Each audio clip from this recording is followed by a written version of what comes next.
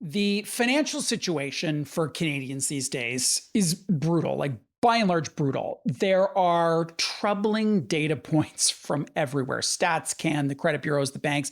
And for Credit Canada, right? September 2025 was the single biggest month in our 60-year history.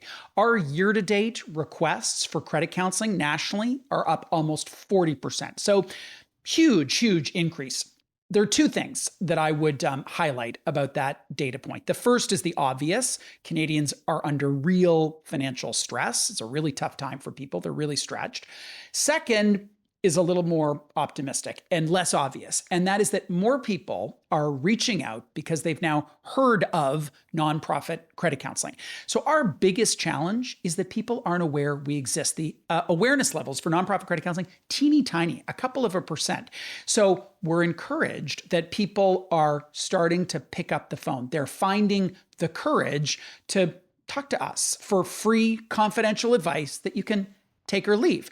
So that is really the context broadly for Financial Literacy Month in 2025. I'm a little cynical about it because I've been talking about it for so many years, and it feels a little bit like International Bagel Month. But I do believe it is a great opportunity for us to talk about getting a better handle on your money. So this year, Credit Canada chose this theme: flip the switch on your money, how to discover your financial light bulb moment. And the idea is that we want people to make progress by changing how they think about their money, not so much about what they know about their money. Insight is a really powerful tool to drive behavior change.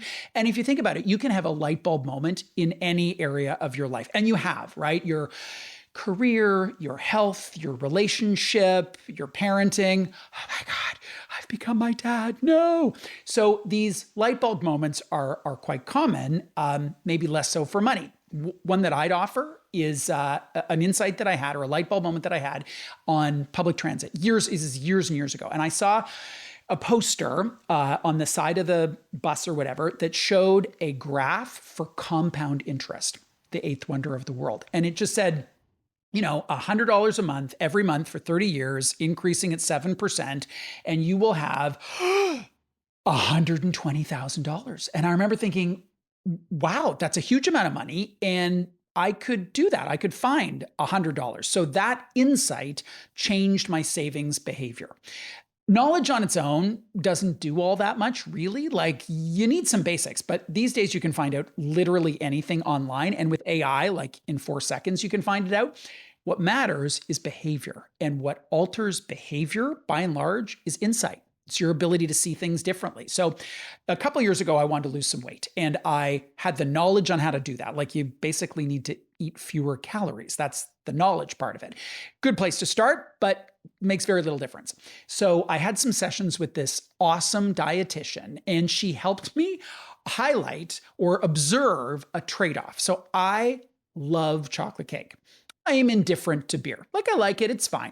But I had never made the connection between these two things. And the trade-off that I was making kind of blew my mind when she outlined it. I could give up something that I didn't really love, so I could keep something that I really loved and lose some weight. So that was a really amazing insight for me to have, and I lost the weight. What we're trying to do is help Canadians trigger those light bulb moments when it comes to their finances. And there's a bunch of ways to do it. The first is to ask yourself the question, what is my money for? What is the context for my money? So the word context means the setting in which an event occurs. And you can either have an empowering context or a disempowering context. Think about exercise, for example. So what is exercise for?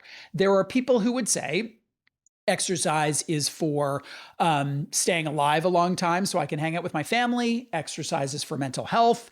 Exercise is for looking hot in a tank top. Whatever your answer is, if it is empowering to you, it is way more likely that you're going to get out of bed and do the exercise. If your context for exercise is for torture, I will never see you at the gym. It's just never going to happen.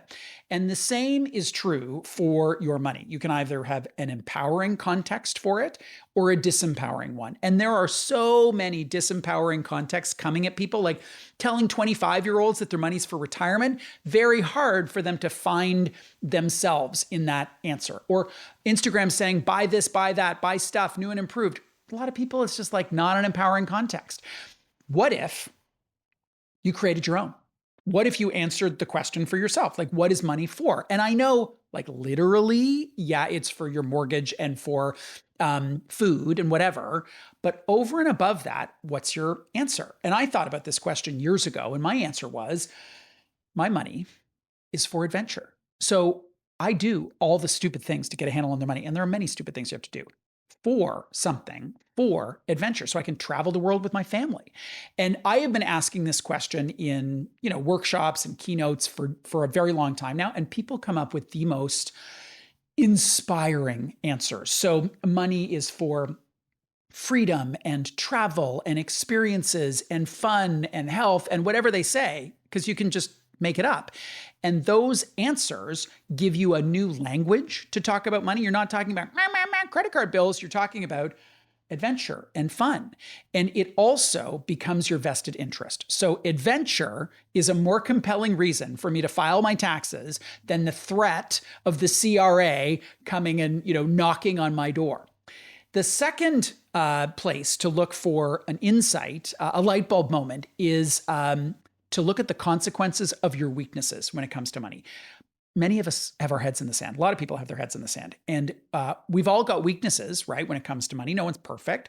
So if you look at those weaknesses, it could be a weakness in income or spending or debt or investing or being organized or communicating or taking action.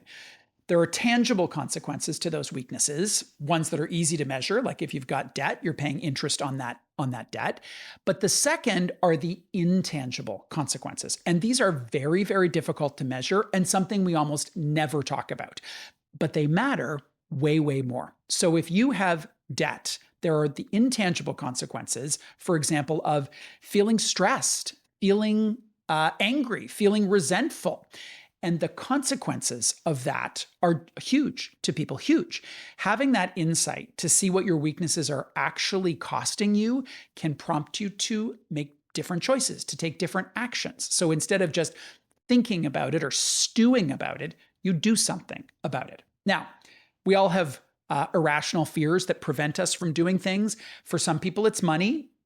For other people, it's public speaking or cooking or technology. For me, it's like anything mechanical. I am not handy at all. I have done so many dumb things. I put windshield washer fluid in the antifreeze. And just the other day, I'd been procrastinating about calling a plumber. Like, I have to call the plumber. And then yesterday, the faucet came off in my hand. Like, come on.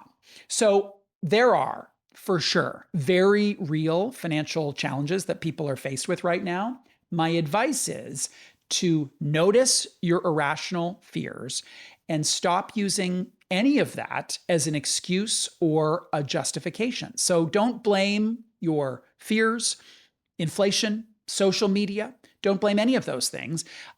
You are so capable in other areas of your life. So push through and take action despite all those things. One last light bulb moment that I want to share. So you've heard of David Chilton. He is the author of The Wealthy Barber, and I interviewed him this week. He's actually relaunched and updated this book, and he recommended this incredibly helpful phrase. And you can practice saying it out loud. It's simple, but super useful. You can use it with yourself. You can use it with your family, with your friends. And it is this: I can't afford it. Very simple, super helpful phrase. Annoying, but helpful phrase. And I think a profound insight that you can use to get a better handle on your money.